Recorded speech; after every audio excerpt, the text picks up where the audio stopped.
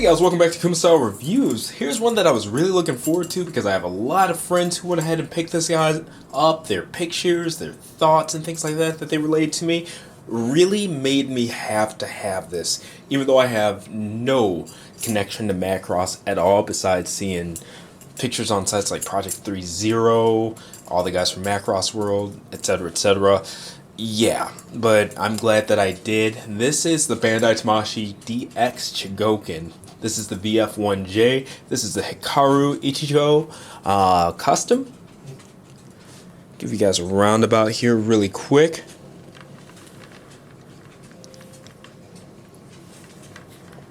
I've got it in the jet mode first. Now, this is a very big die-cast piece. A number of accessories. You see the different hands. You see the side fillers and things like that. The covers for the hips and the Battroid mode. Different stands. I'll give you guys a full spread of the full spread picture of the accessories before I get on reviewing this guy. But it also comes with the two stands. This is a first release exclusive, this stand. I'll show you guys this in a second. It can actually tilt the plane and things like that, which is really cool. This is the regular stand, which holds it in all three modes, unlike this one, so that's pretty cool. But yeah, show you guys a spread of the accessories, and let's get on reviewing this guy.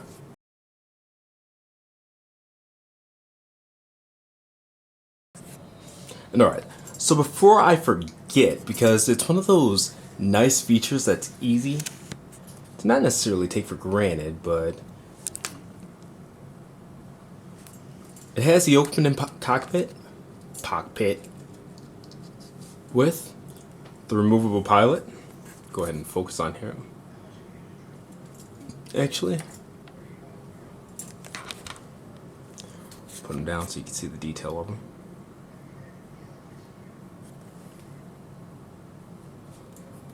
So there's that. Really nice paint job on him. I do wish he was a little bit bigger to fill out the seat a little bit more. Now, the VF-1J in itself is 1/48 scale. Somebody told me that they put, I believe, I don't know what the scale was, but larger scale figures inside of here, and it actually fits a bit better.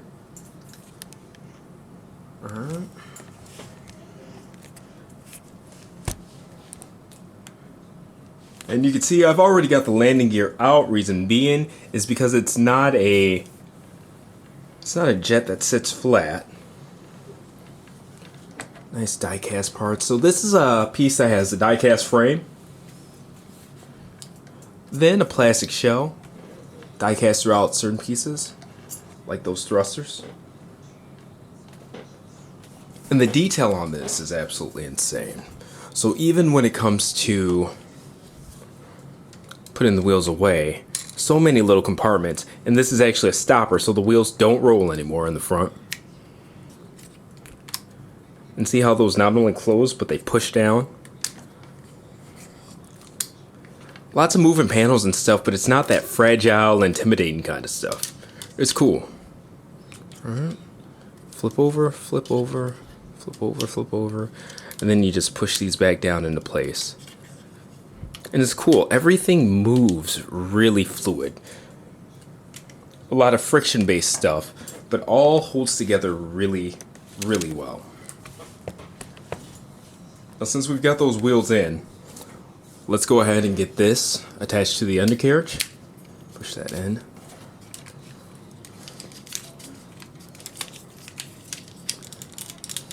And even though there are tabs that hold these in place, they still have some play.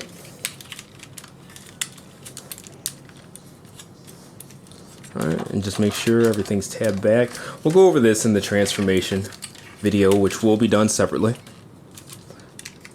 And I'm actually going to bring it off camera.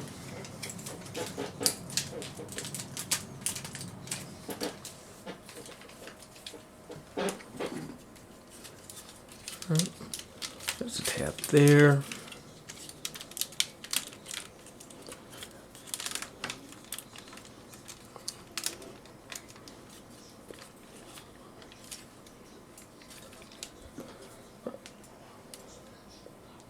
And we'll get measurements and stuff like that once we've got this thing on a stand.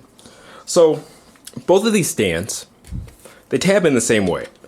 There are two tabs, you can't really see them, but once you have it in hand, they're under the Battroid head here. And then they fit around those two white pieces that you see that I'm pointing to right there. Those are actually the hips for the Battroid mode. So rather than the plain stand, because it's pretty much just going to set flat and be flat,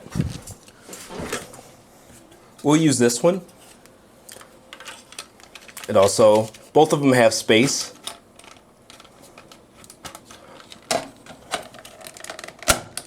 For the launcher underneath, you just snap it into place.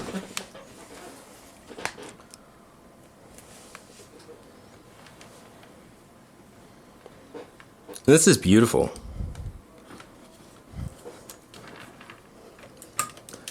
And this happened when I laid it flat. And this is my bad.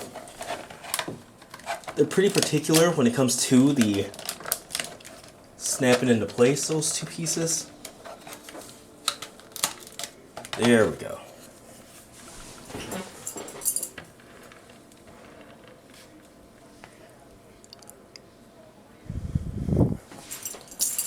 Now again, this has 3 angles. You could do it just straight forward, or you could put it to one side or the other side at about a 45-degree angle. All you do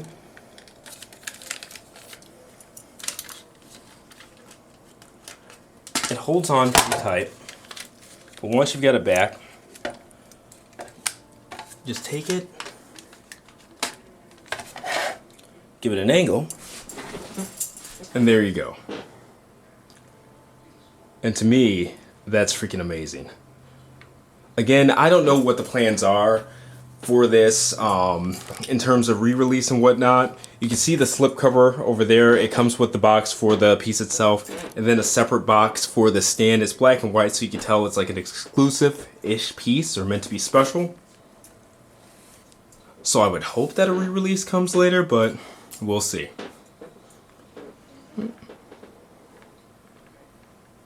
There's fighter mode. And before I switch over, I should probably go ahead and measure this, like I said I would. Alright, tip of the nose back of the thruster. It's about 12 inches on the dot. Wingspan, we're going to get it at its widest. You can angle those. That flap up. Another 12 inches. So, a pretty square 12 by 12. Can definitely display in a DTOF in this mode. Alright, here's the Gerwalk mode.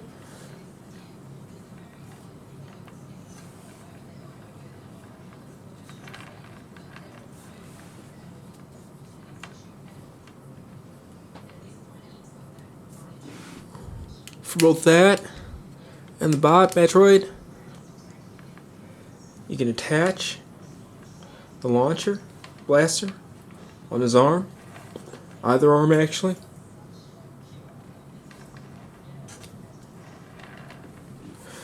Now with the fingers, zoom in on those guys. They are individually articulated. Multiple points of articulation in each.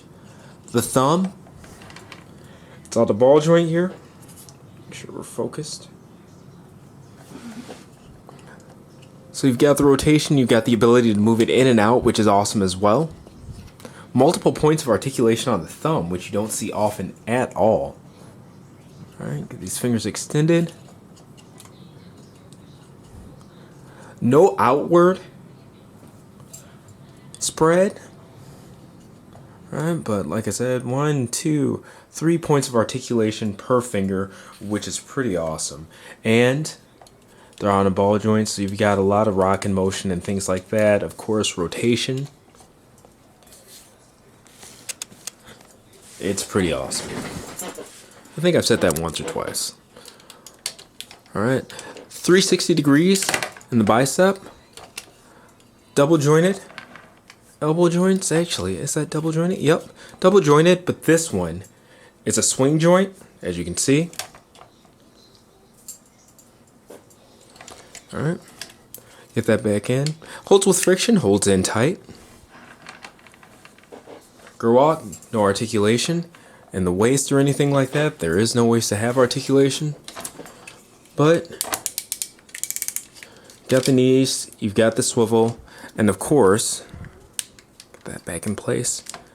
The movement in the feet, spread, ankle tilt. And we'll go over this more in the transformation video, but they do pull in and out.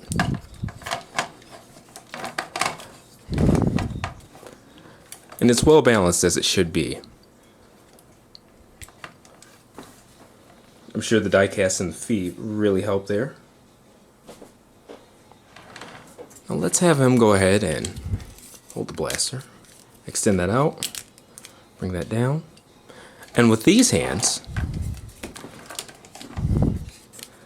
there's a tab there. That same one. Okay. As I was saying, the same tab that you pegged it into the side of the arm.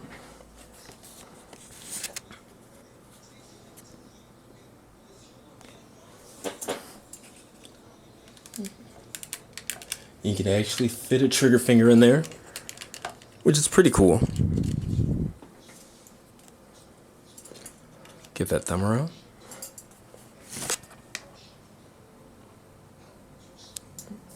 Now let's check out some of these movie hands. Now these are fixed pose. On this one, we'll do the open hand spread. On this one, go ahead and just do the 1-4, holding the blaster. Get him back in place. And this is a big boy.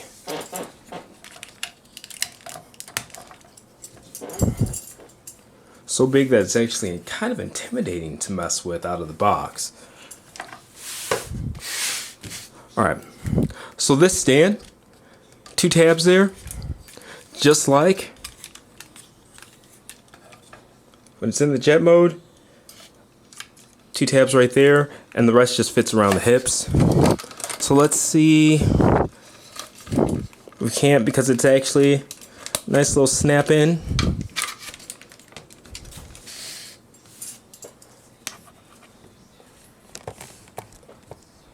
Bring it in.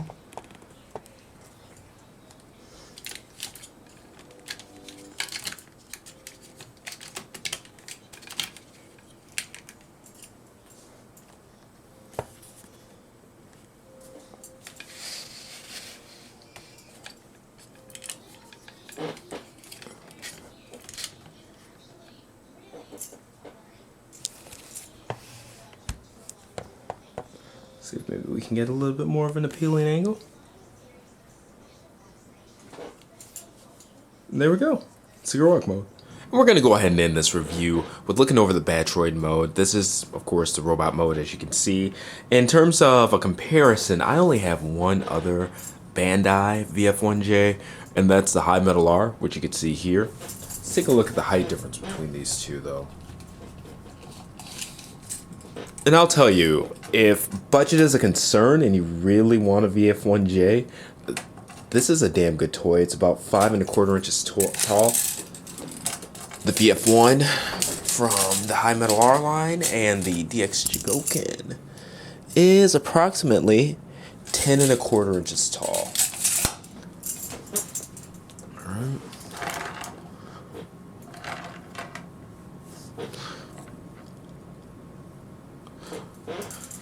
And both certainly look good in their own right. Now getting this guy out of the way.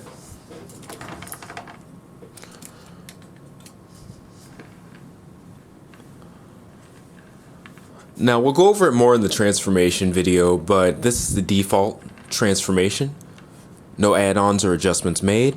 And it's cool that it can do a quote-unquote perfect transformation. Now taking a look at the articulation here.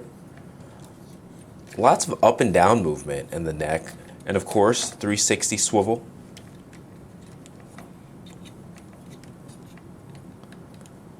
The antenna, which act as lasers in the other modes, are adjustable. You can even move them in and out. Okay. So the shoulders, they don't lock into place, but they stay really well.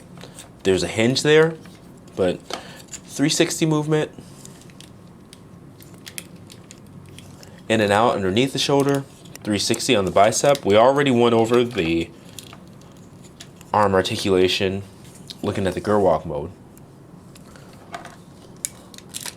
So there are the hips, blocked by the wings. I mean, you can cheat, get the wings out of the way if you want, but overall, plenty of front and back kick. The hip joint's really strong. All right, so has some in and out, and it actually has a flange there. Give it some more outward movement.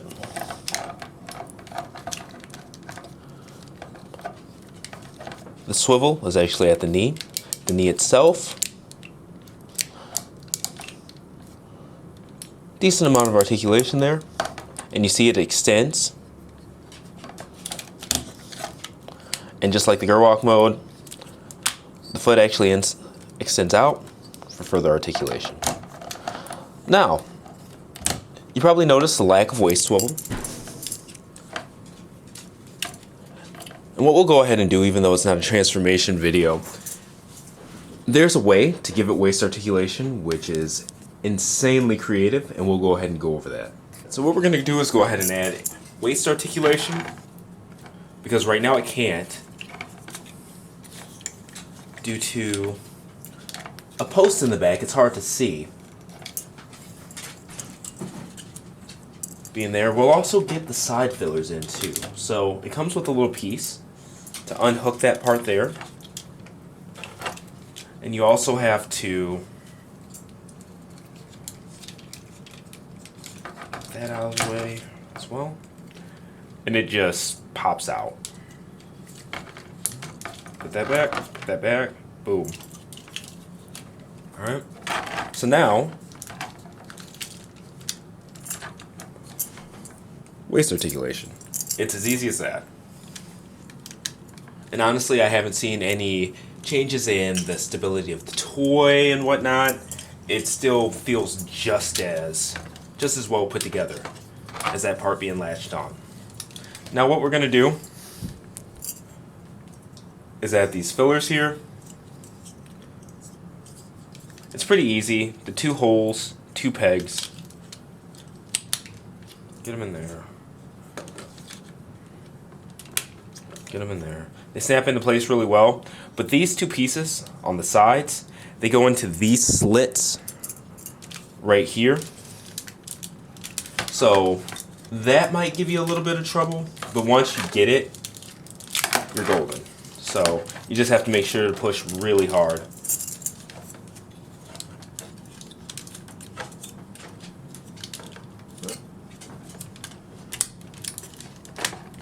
Alright, there we go.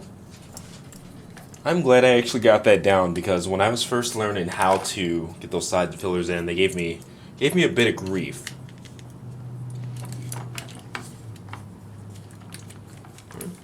Get those. Alright, and I think we're actually about ready to do some posing.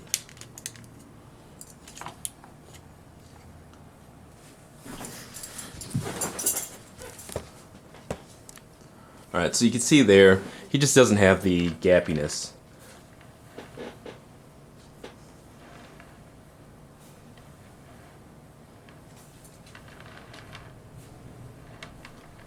And this is just a glorious, glorious looking piece. And it's got, finish is a nice mixture of matte and gloss finish.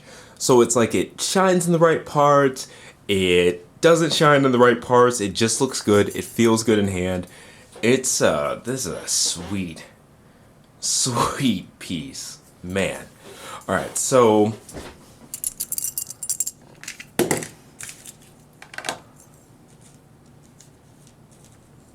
I'm gonna go the lazy route.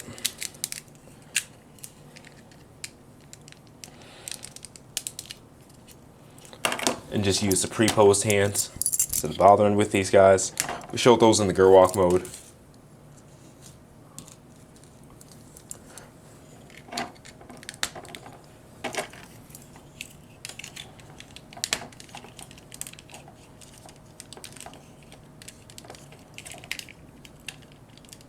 go.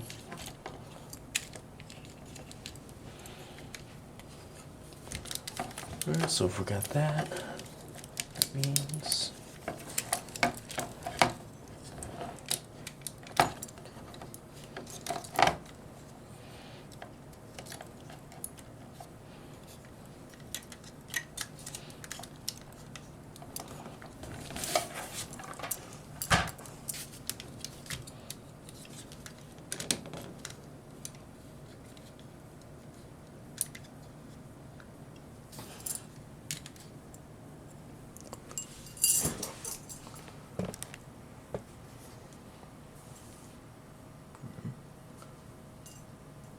So check it out, really good stuff. Now I remember, because I followed this, because a lot of the super robot message boards that I'm on have real robots as well. At one point it seems like it had LEDs, like all the prototypes showed it and stuff like that. I wish they didn't remove that. Now the stand, that piece that we unclipped there, and the hips, just boom, boom, and you can feel a snap. All right, make sure the camera's high enough.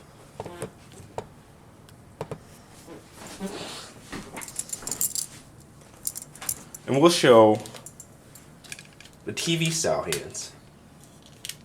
Doesn't come with nearly as many, just literally a gun hand for the right hand and an open hand for the left. That's it. And talking to some more seasoned fans,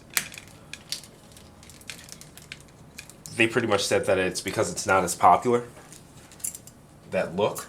And I can see why. They're plain, they're kind of big, clownish.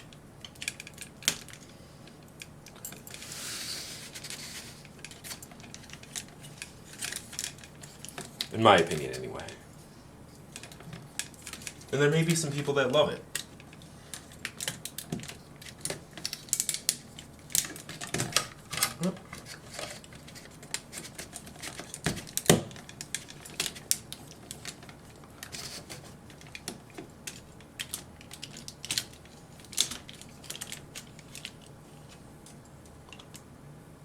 Now, I do wish the stand had the ability to tilt.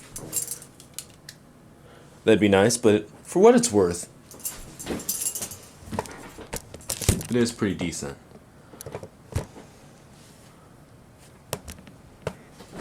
Alright, let's see if I can get some downward tilt there. Boom, boom.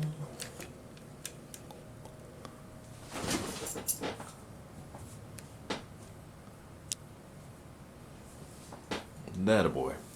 And there we have it. This has been the Bandai Tamashii DX Chogokin VF-1J Valkyrie. This is Hikaru Ichijo. This is his custom. Again, this piece is absolutely incredible. It was very hard for me to even obtain one, especially at a decent price.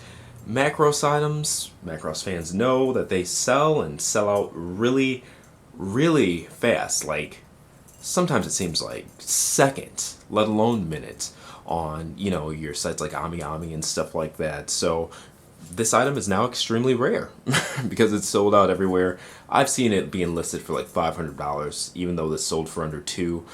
Yeah, if you can get one, especially at a decent price, by all means get one. One of my favorite toys in my collection, and actually I'm starting Super Dimensional to actually learn a little bit more about the franchise and stuff like that today. So anyway, this has been another Kuma Style review. Hopefully you guys enjoyed it, and for once, it hasn't happened much lately, but the full breakdown article and gallery will be up on kumastyle.com at the time of the upload of this video. Again, like, share, subscribe. Thank you guys for your support, and hopefully your 2019's gotten off to a great start. See you next time.